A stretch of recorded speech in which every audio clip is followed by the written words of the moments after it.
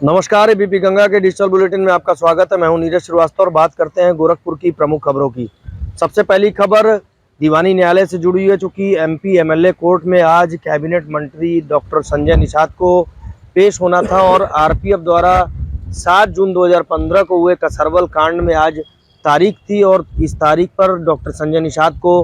पेश होना था, लेकिन उनके स्वास्थ्य कारणों की वजह से वे कोर्ट में पेश नहीं हो पाए और इस मामले में कोर्ट में जो बहस होनी थी वो इनके अधिवक्ता की ओर से की गई है और इसमें अब आगे की कार्रवाई की जाएगी। 7 जून 2015 को सहजनवा थाना क्षेत्र के कसरवल में निषाद पार्टी की ओर से आरक्षण की मांग को लेकर आंदोलन किया जा रहा था और इस मामले में विरोध प्रदर्शन हुआ था, पत्थरबाजी भी हुई थी और इसमें पुलिस को लाठीचार्ज इस मामले में करना पड़ा था। और इस मामले में निषाद समाज के लोगों ने रेलवे ट्रैक जाम करने का उन पर आरोप लगा था और इस मामले में बस्ती आरपीएफ ने केस दर्ज किया था। इसके साथ ही सहजनवा पुलिस की ओर से एक केस दर्ज किया गया था और एक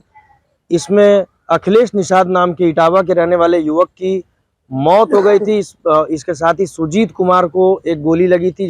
जिसने पुलिस वालों के खिलाफ मुकदमा दर्ज कराया था। तीनों केस चल रहे हैं और जो 2 केस डॉक्टर संजय निषाद के ऊपर हैं, एक 302 का और एक आरपीएफ की ओर से जो दर्ज कराया गया है, दोनों अलग अलग कोर्ट में केस चल रहे हैं और यही वजह है कि अधिवक्ता ने मांग की है कि दोनों मामले एक ही घटना से जुड़े हुए हैं तो दोनों केस को एक ही कोर्ट में चलाया जाए। इसके लिए वकील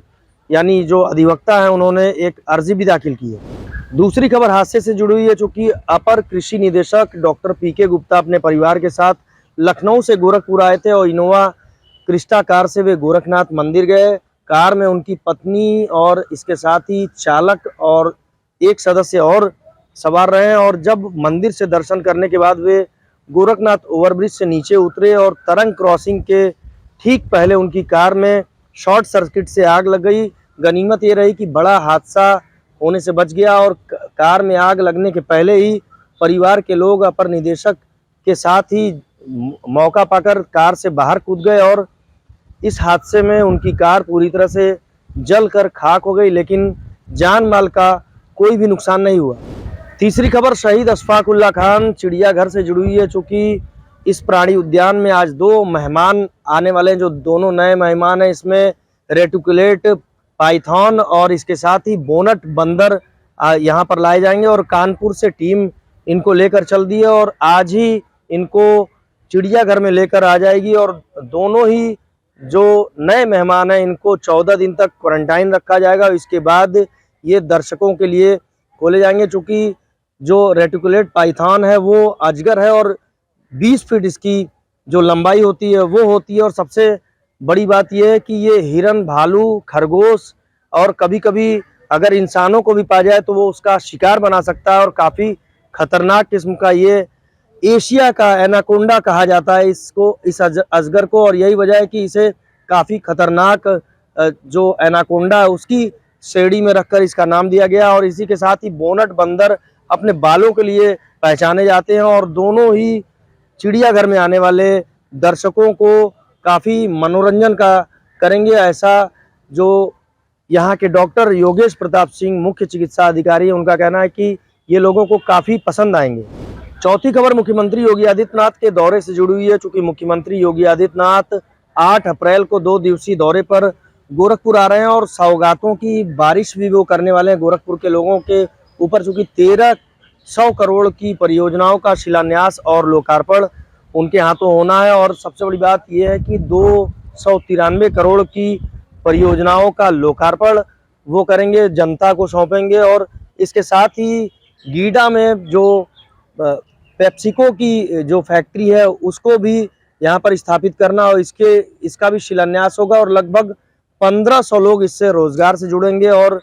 1000 करोड़ से भी अधिक की लागत में इस फैक्ट्री को यहाँ पर बैठाया जाना और इन्वेस्टर समिट में जो भी कंपनियां निवेश की इच्छुक थी उसकी ये एक तरह से शुरुआत मानी जा रही है। और इसके साथ ही सहजनवा के भोलाराम मस्करा इंटर कॉलेज में वो 3 एकड़ में लगभग 10 करोड़ 43 लाख रुपए की लागत से बनने वाले स्टेडियम का भी शिलान्यास करेंगे और मुख्यमंत्री की इन सौगातों से गोरखपुर का विकास एक कदम और आगे बढ़ जाएगा।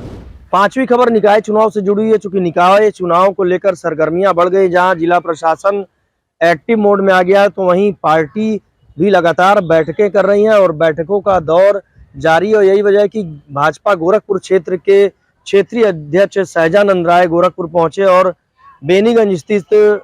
क्षेत्रीय कार्यालय पर उन्होंने महानगर की बैठक ली है। और महानगर की बैठक में उन्होंने बताया है कि किस तरह से निकाय चुनाव में बूथ स्तर पर और पन्ना प्रमुखों के माध्यम से हर वोटर तक पहुंचना है और पार्टी को मजबूत स्थिति में लाना है। चूंकि महापौर के पद के लिए भी मंथन चल रहा है और इसके साथ ही जो जातिगत जो राजनीति है वो भी हावी हो रही है। और यही वजह है कि अनारक्षित सीट होने की वजह से महापौर का जो पद है उसका मुकाबला और उसके प्रत्याशियों की घोषणा को लेकर लोगों की नज़र बनी हुई है। और इसके साथ ही गोरखपुर में 80 वार्ड हैं और 11 नगर पंचायतों में भी लोग अपना चेहरा दिखाकर इसमें टिकट पाने की जोर आजमाइश में लगे हुए हैं।